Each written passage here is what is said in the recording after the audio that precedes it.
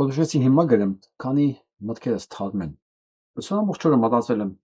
տեսնես ինչի որոշ մարդիկ չեն վախենում նիկոլական Երևանից։ Չէ՞ որ ու ժամանակին ոչ մեկ առանձնապես իրեն պետքա որ լավ չզգար, որ իրան ասեն դու դավաճան ես, դու հողատու ես, հա, դու ուրացող ես, դու կապիտուլյանտ ես։ Ժամանակին ոչ մեկ չէր ուզի այս հատվածում հայտնվել, հա, նույնիսկ եթե վտանգ կար, նրանք ամեն ինչից հրաժարվեին, ասեն, չէ, այդպես բան չի լինի, ինչի է բանը, ինչումն է, էլի։ Եվ որտեղից է սկսում այն պահը, երբ որ մարդիկ էլ չեն վախենում փոքրամասնության մեջ Երևանում։ Չէ՞ որ ես վստահ եք, չէ՞ որ Փաշինյան տեսակը դա փոքրամասնություն ներկայացնող տեսակ է։ Հայ հասարակության մեջ զավակին ուրանալը, ծնողին ուրանալը, հարիդինքին ուրանալը դրանք երբեք պոպուլյար չեն եղել, մեղմ ասած։ Ինչու՞մն է բանը։ Տեսեք, ամբողջ մարդկության ընթացքում ամենամեծ պատիժը, որ եղել է մարդկանց համար, դա իրենց այդ համայնքներից դուրս վռնդելն է։ Այսինքն այդ Պարսավանքի ինստիտուտը համայնքից դուրս դնելը մեկին դա եղել է կոնկրետ ոնց որ դատավճիռ։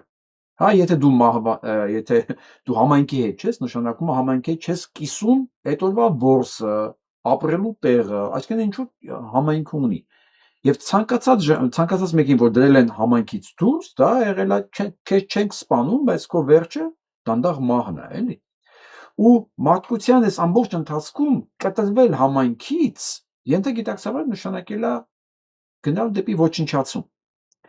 Եւ տեսեք, Նիկոլի տված ամենամեծ վնասն ինչ եղավ մեր հասարակությանը, որ Նիկոլն ապացուցեց, որ կարելի է կտրվել համայնքից, չվախենալ դրանից, լինել ամենաստոր տեսակը, չամաչել դրանից, եւ ավելին, եթե դու նման տեսակի, նման արժեհամակարգի կրող ես, քեզ ամենաբարձր մակարդակից կունենաս հովանավորություն։ Տեսեք, ինչ արեց մի արխայիկ հանձության հետ, իր գրված չգրված օրենքների հետ, վերցրեց այս ճիվաղը, ոչ միայն քանդեց մեր երկիրը, քանդեց բանակը,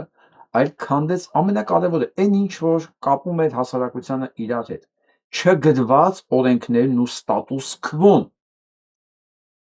Դեռ ինչ որտեղ հասարակական պարսավանքի ինստիտուտը աշխատում է, բայց սա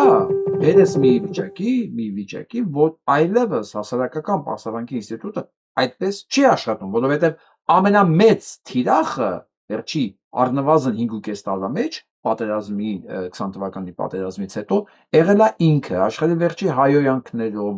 լուտանքներով ու մասսայական տեղերում, հա, մենք տեսել ենք իրեն ոնց են վռնդում եկեղեցուց, ոնց են հայոյում փողոցում, ջահել, ահել, հա, ու ինքը ամեն ինչ իր վրա վերցնելով կողքիներին ցույց է տվել, այո, որ կարելի է չամաչել, որ քեզ ասում են թուրք։ Եվ շատ շատերը այսօր ուսես նայում եմ, այլևս չեն ամաչում թուրք Երևանից։ Այլևս իրանց համար դա տաբու չի, այլևս չեն ամաչում, ասենք,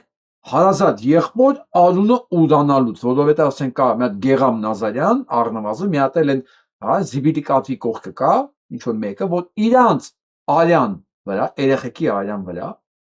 կարիերա են կառուցում, ֆինանսական իմպերիա են սարքում։ Սա խորքային հարված ու վնաս էր մեր հասարակությանը, մեր հասարակության բարոյական շերտերին, բարոյական ստանդարտներին, պետք չէ ամեն ինչի նայել ուղղակի մատերիալ անքով, որովհետև մենք պարտադիր չի ամեն ինչում ոստիկանից վախենալով չանենք հանցագործություն, հա, եթե մի հասարակության մեջ միակ վախը ոստիկանից է, այլ ոչ թե հասարակական վերաբերմունքից, չգրված օրենքներից, նշանակում է այդ հասարակությունը այլևս ամենավտանգավոր հասարակությունը։ Այսինքն, եթե միտեղ չի նայեն ոստիկանը, դա ամեն ինչ հնարավոր է անել։ Իսկ եթե ոստիկանը նաև կոռումպացված է, նշանակում է ամեն ինչ կարելի է անել, հետո փողը տալ ու էլի անել։ Ահա թե ինչ արեց Փաշինյան Նիկոլը ընդամենը 8 տարվա մեջ։ Ես չեմ կարծում լինեն լուրջ սոցիոլոգներ, որոնք այս փաստերին նայելով չգոռան, որ մեր հասարակությունը վտանգի տակ է, որովհետև եթե վտանգի տակ է հասարակությունը, վտանգի տակ է նաև պետականությունը երկարաժամկետ իմաստով, որովհետև պետականությունը ումն է պետք, եթե չկա հասարակություն։ Պետականություն չի կարող լինել հասարակությունից դուրս։ Հասարակությունն է ձևավորում է պետականությունը։ Մարդիկ, մասնագետները, ղեկավարները, պետականության նպատակները ի վերջո, բովանդակությունը։ Եթե հասարակությունը Նիկոլա նման է, այդ պետականությունը վտանգված է, եթե չասեմ ինքն է արդեն դառնում վտանգավոր։ Ում է ծառայելու այդ պետականությունը այդ կարգի, ինչ նպատակներ պիտի հետապնդի կամ չհետապնդի։ Եվ ամենակարևորը, մարդն է դառնում այդ հասարակության մեջ թիրախ, ուղղակի զոհաբերության առարկա, որովհետև այդ հասարակության մեջ արդեն ոչ մեկ չի կարող կանխատեսել, որ իր եղբայրը, իր զավակը, իր ծնողը հենց իրեն չի դավաճանելու։ Պատկերացրեցիք սրանք ինչի բերեցին, եւ դա չի ներկայացնել որպես խաղաղության ճանապարհ, որպես անխուսափելի զիջում, այ թշնամուն չզայրացնելու եւ դրանով իսկ խաղաղություն ապահովելու միջոց։ Այսինքն պատկերացրեք, հայր ու աղջիկ զավակ քայլում են, հա, ասենք բանդիտներն ուզում են երեխուն պղծեն։ Հայրը արդեն նիկոլական հասարակության մեջ ասում է զավակս, եթե ուզում ես մենք տուն հասնենք, դե լավ, ինչ ա եղել։ Եվ այդ զավակը արդեն չի կարող հենվել իր հոլ վրա, արդեն այդ զավակի համար դա դառնում է նորմա եւ դա գնում է նաեւ իր զավակի եւ այսպես քանդվում է բոլոր տեսակի կապերը եւ սրբությունները։ Ահա ինչ է նշանակում նիկոլիզմ։ Ես չէի կարող սա հաղորդման մեջ դնել ինչ որ, սա պետք է անպայման առանձին լիներ, որովհետեւ ոչ մի հաղորդման ֆորմատի մեջ այսքան երկար այս կարևոր թեմայի մասին խոսել չէր լինի, թեման շատ կարևոր է։ Շատ, սա ատոմային ռումբ է դրած, ոչ թե պետականության,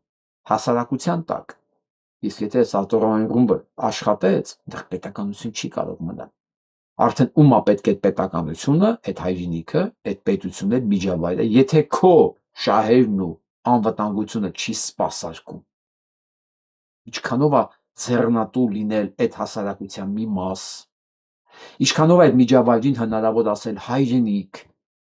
ինչքանով ես դու ուզում ապրել այդ պետության մեջ, պետություն, որ թքած ունենա քո վրա, այսինքն դու չկաս իր համար, գոյություն չունես, դու տամենը սակարկման թեմա ես, առարկա, ու թե երբ քեզ կզոհաբերեն, դա կախված է շատ որոշակի հանգամանքներից, եւ այսպես մենք պետք է ապրենք։ Ես չեմ ուզում, որ ես ամեն ինչ անելու եմ, որտես չլինի։ Ես սա եմ ուզում ասել, մտածել է պետք, մտածել, Նիկոլը մենակ Արցախի հանձնել չի, Նիկոլը շատ ավելի մեծ վնաս է, շատ ավելի մեծ վտանգ է իրանց ներկայացում, նիկոլիզմը, որին տրվել են եւ վարձկաններ, եւ լիքը անուղեղներ, որոնք գիտեք ինչ, այդքան էլ անուղեղ չեն, բնազդաբար այս ամեն ինչ որ ես շեշտեցի, իրենց համար ընդունելի եւ նորմալ է։ Բնազդաբար իրենք իհարկե չեն ասի մենք այտենց ենք մտածում, չէ, բայց իրանք հենց դա են ընդունում։ Ոք այդ մասին դեռ չեն ասի, բայց կանցնի տարիներ, կասեն հա,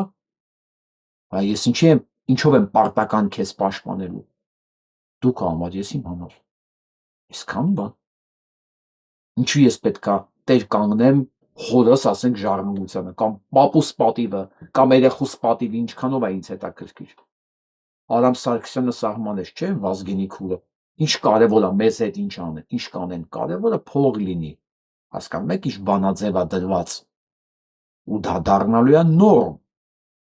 եթե սրանք կարողացան պարտադրել մեզ, իրենց։